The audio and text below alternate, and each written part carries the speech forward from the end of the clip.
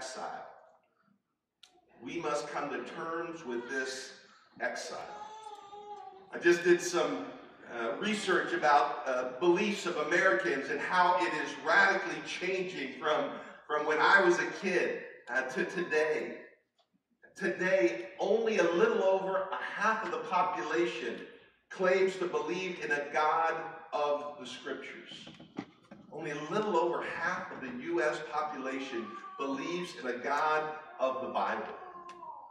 Another quarter of them believe in some God or some higher power, but maybe it's a God of a different religion or a different way of thinking about God simply as a higher power.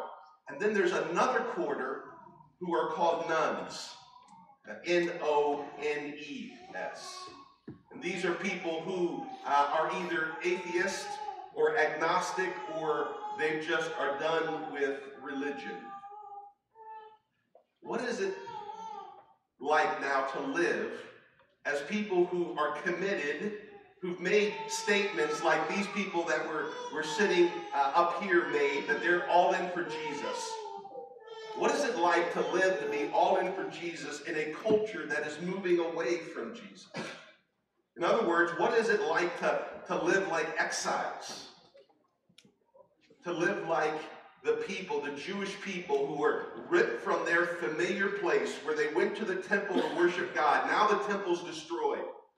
And now they're pulled out to another place where they're among people who worship different gods. And because they worship different gods, they have different systems of morality. What's it like to honor God where God is not honored? So let me just remind you of what that video just said. Let me draw a picture for you real quick. We talked about how Babylon came and attacked. That's the blue line. 3 different times, around 605, 597, and then around 585. Babylon came and attacked Israel and Judah, or Judah at this time it's known as, and Jerusalem. And each time there are some who are taken back as captives. People like Daniel and Shadrach and Meshach and Abednego. People like the prophet Ezekiel. Only the poor are left in Jerusalem. Just enough to kind of make sure it doesn't go to seed. That the animals don't take over. But one of those poor people that is left there is the prophet Jeremiah. And so the prophet Jeremiah shares his prophecies, what God is laying on his heart. Not just for the people where he's at, left behind in Jerusalem, but he is writing forward to the people who are in exile. So it begins, if you want to follow along on the back of those sermon notes, he says, this is the text of the letter that the prophet Jeremiah sent from Jerusalem to the surviving elders among the exiles, and to the priests, the prophets, and all the other people Nebuchadnezzar, that is the king of Babylon, had carried into exile from Jerusalem to Babylon. So he's writing now to the exiles, and he's telling them, this is how you should live. Now this, I hope you'll notice, is not just a 2,600-year-old history lesson. But 600 years after that, the time of Jesus or shortly thereafter, they also understood they were living in exile. That the Roman culture that was influencing them, they had to say, how are we faithful to God in the midst of this Roman culture? So you have people like the Apostle Peter who writes an entire letter. He begins it by basically saying, I'm writing to you Christians because you're like exiles. He closes it by saying, the rest of us who are in Babylon, they're not really in Babylon. He's just saying figuratively, those of us who are also in exile. This entire 1 Peter letter is about living as honorable people while we're in exile. What does it mean to us today if Dr. Hunter is right? That the Christian culture is becoming less and less influential, that we are now really in our workplaces, maybe even in our families, maybe even in our city. We're living more like a theological minority. what we believe and how we believe we should act. So how should we live? So here's what the prophet Jeremiah says. This is how you live in exile. Here's number one. We're going to look at 5 things he says. Number one is you should settle down and live, but never forget your true home. It says in Jeremiah 29, verse 4, this is what the Lord Almighty, the God of Israel, says to all those I carried in exile from Jerusalem to Babylon. Build houses and settle down, plant gardens and eat what they produce. The temptation is, number one, to maybe think this isn't going to last very long, right? We'll just stay in tents. This is going to pass. It's kind of denial of the reality. And Jeremiah says, build houses, plant gardens, plan to stay there for a while. Don't be in denial. Don't think, oh, this can't possibly last for a long time. Plan to put down roots. Or maybe another temptation is to be an antagonist, is to just never kind of plug in with the culture you're in. Just always kind of be a contrarian to it. Be in active revolt, or maybe be passive aggressive. But no, he says settle down. Build houses. Or maybe it's to compromise, to think we should since we're here, maybe our God is weak, let's start living like everybody else lives. And Jeremiah says, no, that's not the option either. You are to settle down. You're to plant roots, but you're to never forget who you are, where your true home is, to whom you belong. D.L. Moody lived in the 1800s. He was a well-known writer and evangelist here in America. And he said about living in the culture, he used the analogy, he said the best way to show that a stick is crooked is not by denouncing the stick or arguing that the stick is crooked, but instead putting a straight stick next to it. That's what we're talking about.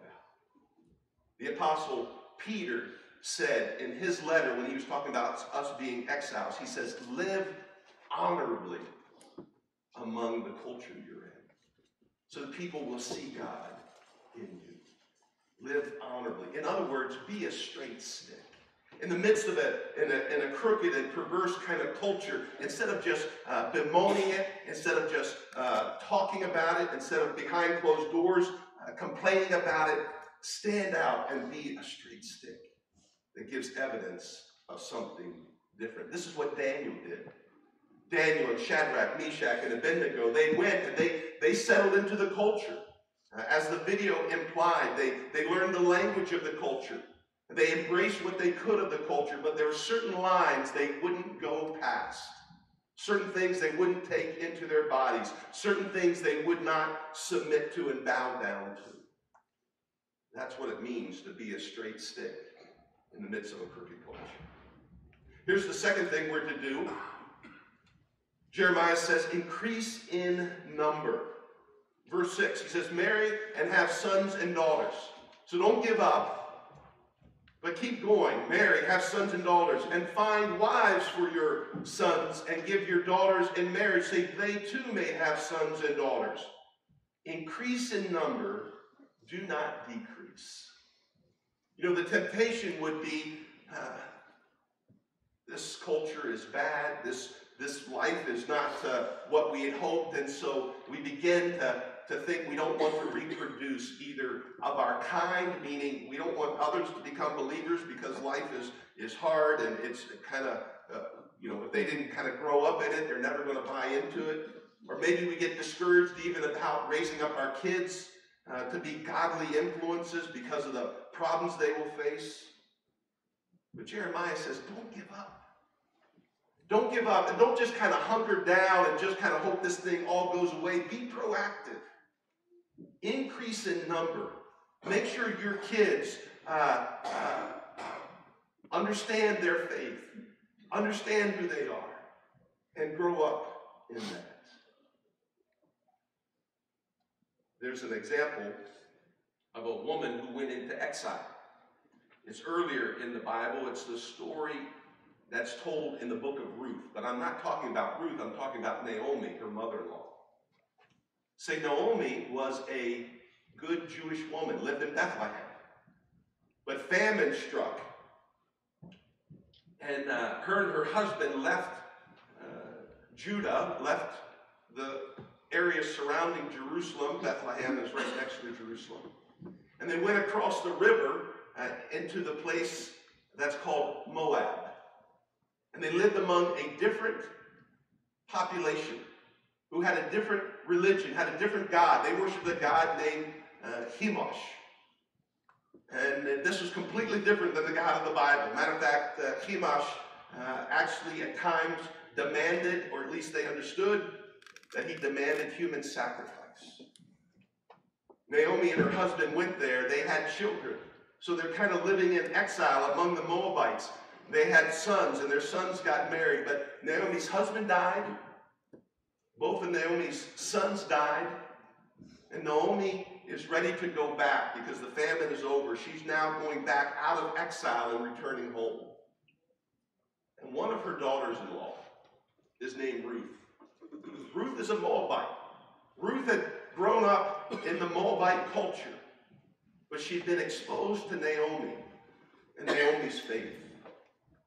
And Naomi tells her and her other daughter-in-law, you should stay here. What do I have to give you? I'm just now a single widow, and you should stay here. I don't have anything for you. But Ruth gives that classic line that you have probably heard quoted. She says, I'm going to go with you. Wherever you go, I'm going to go. And your God will be my God. There was something about Naomi. There was something about the way she lived that in a sense she reproduced herself, not in a biological child, but in someone connected to her family, in her daughter-in-law. And it wasn't because life was all good for Naomi and for all the Jews. They had experienced famine. They had experienced death. But nonetheless, she had been a straight stick. And Ruth saw something in her. And she said, your God will be my God. And so what does it mean for us to settle down in this culture? To put roots into our culture, not to live like, hey, this isn't important, but to put roots down here, but to be honorable people, people who have a distinction. What does it mean that we increase our number? Here's the third point. We are to seek the shalom. Some translate this as the peace. Others as the peace and prosperity. Others as the well-being. But the word here is to seek the shalom of the city in which you live. This is the biblical Hebrew word for peace. But it doesn't mean just the absence of conflict. It means the presence of God's blessing. It means flourishing. It means what God designed in the Garden of Eden. We are to seek the peace and the well-being of the city in which we live. So verse 7, he says, so also seek the peace and prosperity, that's shalom, of the city to which I've carried you into exile. Pray to the Lord for it, because if it prospers, you too will prosper. So we should work, not just to convert everybody, which I highly recommend we try to get everyone to follow Jesus. But we also work for the well-being, the flourishing of Rockingham County, of Harrisonburg City. We work for it and we pray for it. I want to show you another video, but I want to set it up. So some of you have met Hanny. Hanny is one of our missionaries. Hanny is someone I trained when I was in Egypt. Hanny came and lived actually in my home in Seattle, studied and got a master's degree, and now he is a missionary in Iraq, and we as a church support him. He started something called the Noor Center. Noor is an Arabic word meaning light. So he's in the north of Iraq, and he started this ministry. And of course, he's sharing Jesus with everybody he can, but he's also just saying, how can we seek the shalom, the peace and well-being in this torn up place? In particular, there is a third religion, not Christian, not Muslim, but a population that are called Yazidi. They're not Christian, they're not Muslim. And the Yazidis were particularly attacked by ISIS. And many of the young women were taken, kidnapped. And an ISIS fighter would marry her. She might be 13, 14 years old. And he might stay married to her for 2 weeks and he'd divorce her. And then he would sell her to someone else in the ISIS army. They would marry her. And so they would keep doing this so that somehow ethically they could think it was okay to serially rape these young girls. Some of these girls were married and divorced, married and divorced, married and divorced in just a couple of years, as many as 8 times. Now the Noor Center, now that ISIS is defeated, the Noor Center is helping them to learn a trade because they lost their childhood. They lost learning a skill. So here's just one girl that you're investing in through Hanny's ministry called the Noor Center. I hope you can read the caption because you're not going to understand what she says, but look at this girl. She was held captive by ISIS. She was married off to ISIS fighters. Now she's coming to be a part of this Noor Center training. Let's just take a look at this.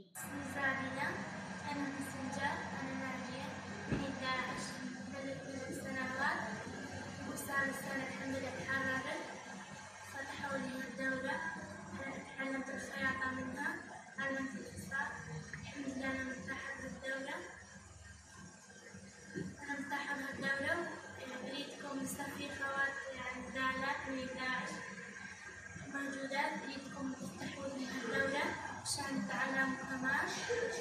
أنا أشكركم كثير. ترى أنا حبيت الجملة هاي أنا محبوبة من الله سأحب الآخرين كما الله يحبني. أنا كنت فرحانة لما الدكتورة كانت تحكي لنا عن النفس، كان معانا كان نفسية. الحمد لله يعني راحت من عندنا عشان ننسى كان عدد داعش ونبدأ حياة جديدة. الحمد لله أنا فرحانة. يعني كنا نلعب سوا، ناكل سوا، كان الصراحة كنا مرتاحين الحمد لله. هون مثل بيت أهالينا كنا مرتاحين الحمد لله. أنا أشكركم كثير لأن فتحتوا لي الخياطة وعلمتني. That's what it means to seek the shalom in that place. What does it mean for us to seek the shalom here in Harrisonburg? What does it mean for us to seek the shalom for refugees that have come out of trauma? What does it mean for us to seek the shalom of maybe college students that are seeking meaning in their life? We need to seek the shalom, the peace, the well-being of our city. Here's the fourth thing that we learned from Jeremiah. That is, we have to be careful while we're in exile to not believe false teachers who will tell us what we want to hear. So this is all what Jeremiah is saying. Jeremiah is sending this letter, and he's saying, settle down, seek the peace, increase your numbers. And now he says this in verse 8. Yes, this is what the Lord Almighty, the God of Israel, says. Do not let the prophets and diviners among you deceive you. Do not listen to the dreams you encourage them to have. I love that phrasing. The dreams you encourage them to have. They are prophesying lies to you in my name. So when we are in exile, when we are not in a position of power and influence, when we are having to be more subversive, it's easy to want to have someone tell us it's better than it is. Matter of fact, much of the New Testament, the letters, once you get past the book of Acts, much of the New Testament letters talk about false teachers and different kinds of false teachers. And I was thinking, when's the last time I preached a sermon about false teachers? When's the last time Pastor Ebenezer or Pastor Keith preached to you about false teachers? We don't talk about it very much. Is that because there's no longer people who are wanting to lie to us? No. I don't know why we don't talk about it. Maybe it's because we're deceived. But the reality is that there's a temptation for us to want to hear from people that are going to tell us what we want to hear. And they're going to want to tell us what we want to hear because it'll pay their salary. It'll make us buy their book or to listen to their podcasts. So what does it mean for you to be aware, to be on guard by the books you read, the TV you watch, the preacher you listen to, the podcast you listen to, whether it's Christian or non-Christian, to be aware and to be on guard against false teachers who are telling you what you want to hear instead of what is true. And here's the final thing. In the midst of all this, we need to trust God. Have faith in God. And I'm suggesting from what I see here that we have faith in God's hands, God's head, and God's heart. That is his ability, his care, and his timing. So look at verse 10.